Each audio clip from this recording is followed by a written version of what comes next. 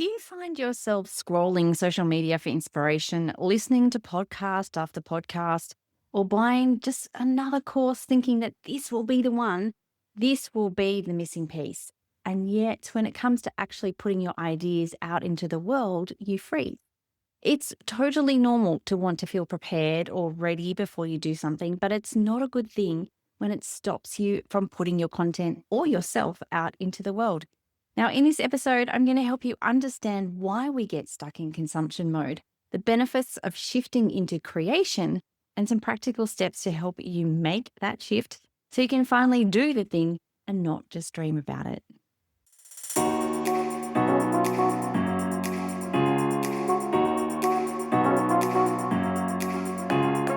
Welcome to the Powerful Content Podcast, your go-to source for content creation, strategy, and business inspiration.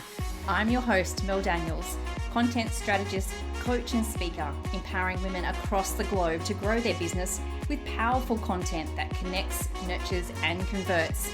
So if you're ready to create standout content that gets you noticed and remembered, or build an aligned audience who love you and are ready to buy from you, you're in the right place. I believe that content has the power to connect us all. It's up to you how you use it. Listen in for genuine and insightful chats with guests, as well as practical tools and strategies from me. It's so lovely to have you here. Let's dive into the show.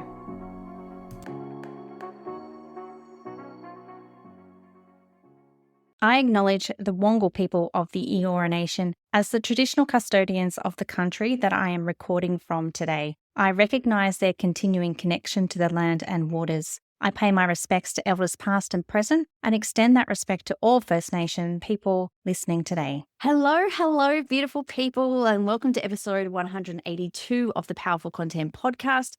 I hope you are well today. I'm feeling a little bit anxious, if I'm going to be honest, at the moment. My eldest went away this week overseas with some mates, and to be perfectly clear, it's not the mates that I'm worried about. They are the most sensible, beautiful humans that I know. But it's the fact it's the first time him going away without older adult supervision, and that's the real kicker for me. But I heard Michelle Obama say something recently that as a parent, the hardest thing you can do is not jump in to save your children all the time. Sometimes they have to hit that brick wall and learn from it. So whilst I'm hoping that there will be no brick walls for him on this trip, I have to keep reminding myself to breathe and let go because I know that I can't hang on forever. So besides this little challenge I have at the moment, I'm going well. I've reduced my hours at my casual job over the next couple of weeks to be around for my youngest, who is actually going into her final exams for year 11. I know that she's got this and I know that she'll be fine, but I also know that she'll benefit from being fed and watered and driven around and keeping the stress levels low. So that's exactly why I do what I do. And it's the same reason that you do what you do. It's the flexibility to do what we need to do, which is pretty special. Anyway, this week on the podcast, I've met a few beautiful entrepreneurs recently who are extremely talented, have a great and well-needed service, but continue to do what Tara Moore in her book Playing Big refers to as hiding strategies, and more specifically, either doing this then that. So perhaps I need more followers before I can create a lead magnet, or I have to build my email list before I start selling something, or the other hiding strategy of getting more and more education. So I need to master this new skill before I can design my group program, or you might be saying, I have to do this course before I can create my YouTube channel. And I feel that both of these hiding strategies have consumption at their core rather than action. So today I wanted to talk about consumption and how we can begin to move away from this and into more action so that you can start creating content, put a lead magnet out into the world, or do that thing you've always wanted to do. So perhaps let's start with why it's easy to get stuck in consumption mode. Firstly, consuming feels safe, right? It tricks our brain into thinking we're being productive. We're actually doing something. We feel like we're doing something. You can sit down and watch a 2-hour webinar with a notebook, take pages of notes and feel like you've actually accomplished something. But the reality is that nothing has changed in your business, but you feel like you've done something. The second thing is comparison. When we see what others are doing, it can make us actually doubt our own ideas and our own actions. I cannot count the number of times this has happened to me. Instead of posting your own message, you scroll for inspiration only to feel like everyone else has already said it better than you. So why bother? So the result of this is you don't say anything at all. You don't create anything at all, which isn't very helpful to your business or your ideal client for that matter. And thirdly, fear of failure.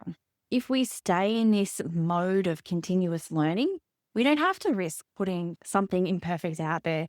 We tell ourselves, I'll create when I'm ready, but ready never actually comes. So I see these patterns so often over and over again. And there was a time when I thought that I had to learn all the strategies, download all the templates, and watch how everyone else was doing it before I could actually move forward. But all it really did was keep me stuck, keep me at the same level that I already was at. I now actually no longer listen to very many podcasts. I know that that's strange because I have my own podcast and I would love for you to listen to it and tell your friends, but I only have a select few of people that I really love and trust and believe in, and that's who I listen to. I used to listen to them every time I walked my dingo dog, so every afternoon, but I got to a point where my brain actually felt full. It really felt full. And rather than consuming, I wanted to be present, but I also wanted to take action. So at the moment, I'm actually teaching my daughter how to drive, which is a fun process. I've already been through it with my son. And it reminds me of a lot of what happens in business, right? Before she got into the car, she read the handbook, she took the theory test, she passed. She had watched me drive for years and years and years, and she even knew the basics of accelerating and braking, but none of that mattered. None of that mattered until she actually got behind the wheel. And in those early lessons, she was nervous, and quite frankly, I was a little bit too. But she really gripped the steering wheel so tightly. I could see her taking deep breaths. She really wanted to get it perfect. She wanted to do it all right. But the only way to learn how to drive is to actually drive. So she made the mistakes. She turned too wide. She braked too hard. And every time she learned something new and she could adjust and do it differently next time. Her confidence didn't come from reading or watching. It actually came from doing. And content creation works exactly the same way. You can consume all the tips, listen to all the experts, and keep telling yourself you'll feel ready one day, but confidence only comes from action. And you can't become a confident creator from the passenger seat. You have to take the wheel at some stage. So what happens when you shift from consuming to creating? Now, the first thing is you will definitely see momentum. So even small steps build energy. The more my daughter gets in the car, the more action she's taking, the more momentum she's getting, then the more her confidence grows. So when you hit publish, you create movement in your business. When you write an email, you create movement. When you put together a lead magnet, you create movement. And this movement eventually snowballs. And before you know it, you'll be creating and publishing and taking action without even thinking about it. Now, the second thing is you will get clarity. The act of creating helps you figure out really what resonates with you, most importantly you, and then your audience. You don't have to have everything mapped out before you start. Yes, it helps, but the real clarity comes from doing. I say this to my members so often that the more you talk about what you do, whether it's as a guest on a podcast or talking to someone at a networking event, having your own podcast, doing videos, the more you become clearer on what you allow your client to be, do, or have by working with you. So just like my daughter learning to drive, you take the feedback or the previous action and you adapt next time you try. And the third benefit is connection, undoubtedly connection. Your audience does not want perfect. Despite what you think, they do not want perfect. They want you. They want to hear your voice, your stories, your take on things. You consuming more won't give them that. Creation will, action will. They need to hear what you have to say and understand what makes you tick or do the things that you do the way that you do them in order to go on that journey with you to eventually become a client of yours. And finally, I think that it also saves you time, right? Constantly planning, researching, or tweaking drains your energy. As a precision planner, I love a robust plan, but when you simplify and start creating, you stop wasting time circling around that idea of content or creating your first lead magnet, and you actually move forward, which I think is pretty exciting. So now here's the hard part. How do we actually move away from consumption towards creating an action? Well, there's a few steps that I think can make a huge difference. And the first one is to create before you consume. And this is a really difficult one.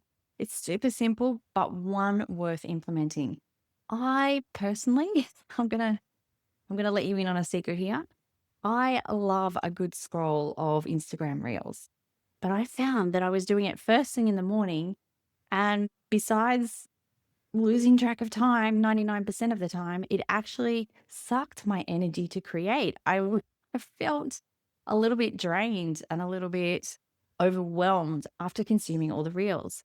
Now I have my morning cup of tea and enjoy drinking it, and scrolling is often saved for lunchtime. So make a rule for yourself: no scrolling socials, no inbox checking, no binge listening to podcasts, whatever it is, until you've created something, anything at all, even if it's just one post, a draft email, or a voice note about an idea. The second step is to set boundaries and set boundaries on your learning. So, particularly at the beginning of our business journey and at those crossroads where we are growing, we're looking to level up, signing up for every masterclass or listening to 5 podcasts a day is super tempting. Even constantly buying courses, especially cheap courses, small courses, those $27, $47 courses, more often than not, that don't get finished. I really encourage you to choose one resource or person that you really, really resonate with and focus on them and give yourself a time limit. And then third one is commit to minimum viable content. And you can go back to some previous episodes, which I'll pop in the show notes, to understand more about MVC. But ask yourself, what's the lightest, what's the easiest, what's the simplest version of this content that I want to create that I can create this month or this week? Maybe it's a quick thought instead of a perfectly polished email. Done is much better than perfect. And lastly, use systems that make content creation easier. So, when we first start out, I think that systems take up a lot of our decision power and a lot of our budget as well, probably. We often opt for free or low cost, which is perfect. And I still have some free and low cost systems in place. But as you grow and change, it can really become difficult to try and piece everything together. So, finding that right all in one system was a huge game changer for me. Once I moved everything to Kajabi, my emails, my landing pages, my courses, I really stopped wasting hours and hours of time connecting all of the tech, and it really gave me space to focus on creating. Now, as always, I have a few questions for you to be able to reflect on. Maybe journal about these or record a voice note to yourself, whatever it is. I want you to actually think and take away something personal from this episode. First question is, where in my week do I spend the most time consuming instead of creating? Number 2 is, what am I avoiding by staying in learning mode rather than action mode? And number 3 is, how would consistent creation, even if it's imperfect, change my business in the next 3 months? I want you to dream about that. So to wrap this up, I think that confidence doesn't come from consuming more, it comes from action. Just like learning to drive, you'll only ever feel confident when you get behind the wheel. So go and get behind that wheel today. I want you to get behind the wheel. If you're ready to actually shift into action and finally do the thing, not just learn or dream about it, then Kajabi actually has a current promotion of 3 months for $99. It's everything, absolutely everything you need to run your business in one place. So you can stop fiddling with the tech and start connecting with your audience, shift into action mode.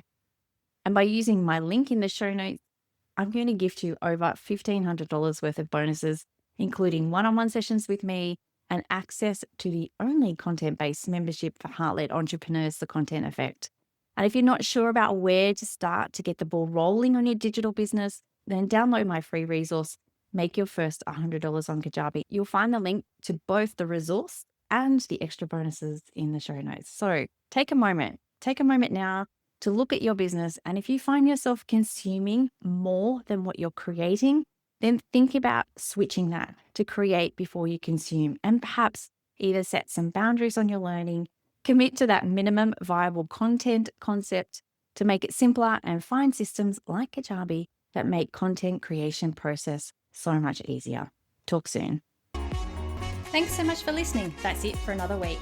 To get more powerful content in your life, make sure you're following along on socials. My handle is @meldbusiness. And just in case you're wondering, the groovy music for this podcast was created by Just Here on SoundCloud. I'd also be super grateful if you took a moment to rate and review this podcast so more amazing women like you can experience the power of content. And if you're like, hell Mel, stop talking, I'm ready to work with you now, here's how we can work some powerful content magic together. Firstly, come and join The Content Effect, my membership inspiring women with service-based businesses to ditch the content chaos and start creating stand-out content that gets you noticed and makes sales. You can join us by using the link in the show notes or just Google The Content Effect. The second way we can work together is via my one-on-one packages. We can create a sustainable content strategy or start to build out your client journey. It's up to you. Hop on over to meldbusinessservices.com.au/services to find out more. Until next time, have a beautiful week and embrace the power of your content.